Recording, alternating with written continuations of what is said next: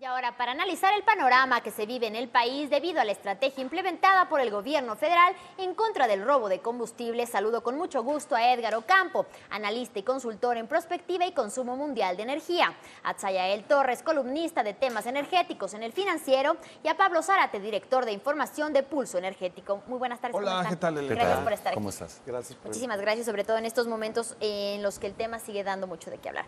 Primero me gustaría que por favor hicieran un balance de esta estrategia implementada por el gobierno federal en contra del huachicoleo, del robo de combustible. Empezamos contigo, Edgar. Sí, yo con los datos que me quedo son con lo que se está advirtiendo que se está recuperando. Nos están hablando de 65,000 barriles diarios que se desvían por robo de combustibles. Si nosotros multiplicamos eso por 3,000 pesos que cuesta, digamos, un barril de gasolina, estamos hablando de 200 millones de pesos diarios de robo. Cuando Andrés Manuel en la campaña decía, con la corrupción voy a encontrar recursos para financiar los proyectos sociales, bueno, ahí tenemos 200 millones de pesos diarios que significan una escuela diaria o un hospital diario construidos durante un año. O sea, podemos construir con lo que se está recuperando 365 escuelas o 365 hospitales.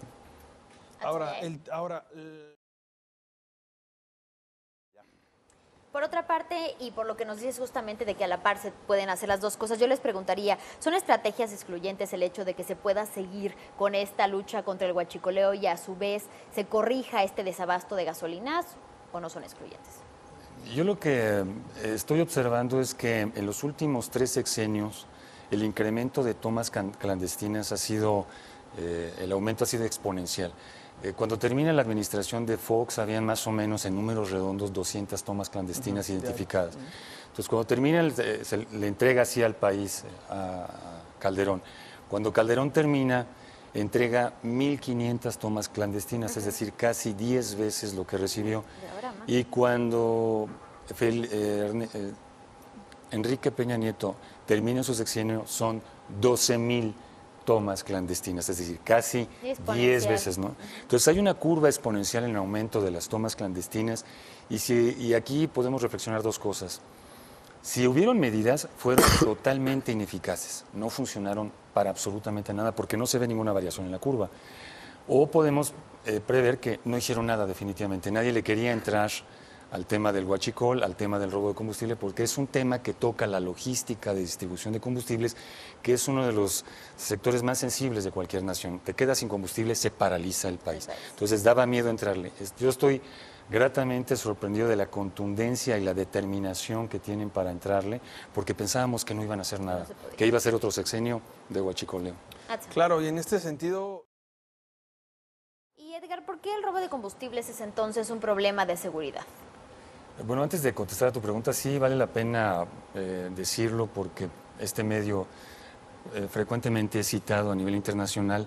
El desabasto de combustible no es en todo el país, no todo México está paralizado. Es puntualmente en algunos estados y la carta, digamos, geográfica coincide con los estados en donde más presencia del robo de combustible y de huachicoleo existe. Es decir, no está en una catástrofe total el país, es solo ciertos sectores del país. Esto digo para que a nivel internacional los que ven Bloomberg y El Financiero, pues sepan que no es todo el país, es puntualmente los estados esto, ¿no?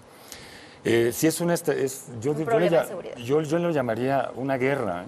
Estamos hablando de guerra, porque detrás de todo esto pues hay una estructura del crimen organizado que también tiene maneras de responder a las estrategias del gobierno. Entonces, el gobierno no tenía por qué advertir o decir lo que iba a hacer, porque iba a ser prevenir a todos los que estaban involucrados. Entonces, fue una acción contundente, sin decirle nada a nadie, y bueno, estamos viendo los resultados, ¿no? Veíamos nada más una parte de la cola de la bestia y ahora nos damos cuenta que la bestia está diseminada en todos los sectores del país, ¿no? Porque es un problema de seguridad el robo.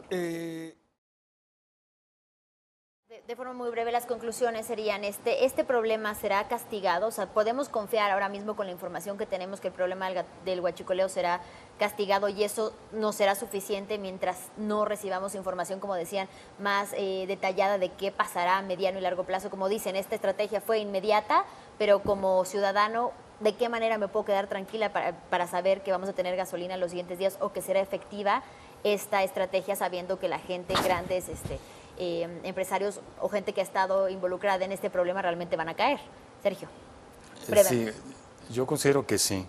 Yo creo que van a haber procesos judiciales importantes. Esto, digamos, es casi como un diagnóstico lo que están haciendo. O sea, esta primera acción que realizan es casi un diagnóstico para ver por dónde se van a ir las siguientes acciones y van a haber resultados muy contundentes. Yo creo que vamos a ver caer cabezas muy importantes en el país. tenemos que... Hay que darles cosas que les vayan dando certidumbre o sigan alimentando la certidumbre. Muchísimas gracias. Muchas Se nos pasó gracias el a ti tiempo por la volando. Muchas invitación. gracias, Gracias Sergio a ti. Atza y Pablo. Estamos platicando más adelante.